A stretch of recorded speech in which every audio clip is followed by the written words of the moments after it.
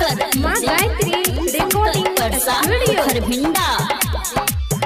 दिल रोता है तेरी याद में, क्यों छोड़ के चला गया।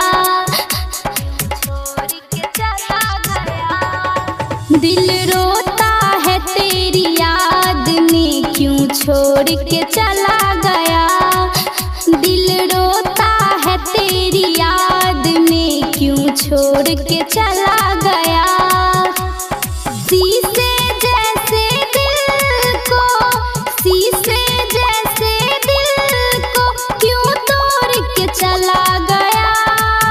दिल रोता है तेरी याद में, क्यों छोड़ के चला गया। दिल रोता है तेरी याद में, क्यों छोड़ के चला गया।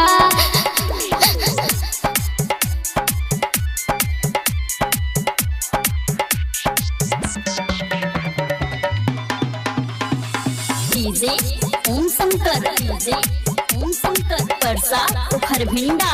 आंसू मेरे देख कर रोता है जमाना, मैं तेरी दीवानी थी तू मेरा दीवाना।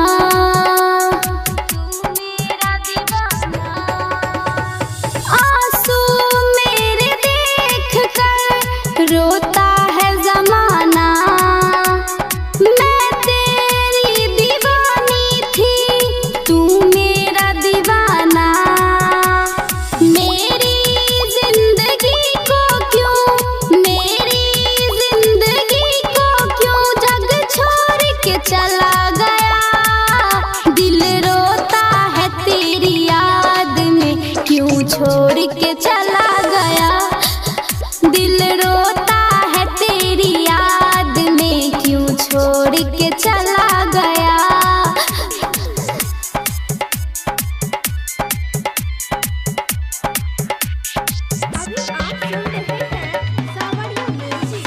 डीजे ओम शंकर, डीजे ओम शंकर परसा खरभिंडा। बदनाम हो गई हूँ तुझसे दिल लगा के, क्या मिल गया तुझे सनम मुझको यूं रुला के। मुझको यूं रुला के बदनाम हो गई हूँ तुझसे दिल लगा के, क्या मिल गया तुझे सनम मुझको यूं रुला के। किस बात पे तू मुझसे, किस बात पे तू मुझसे मुंह मोड़ के चला गया। दिल रोता है तेरी याद में, क्यों छोड़ के चला गया। दिल रोता है तेरी याद में, क्यों छोड़ के चला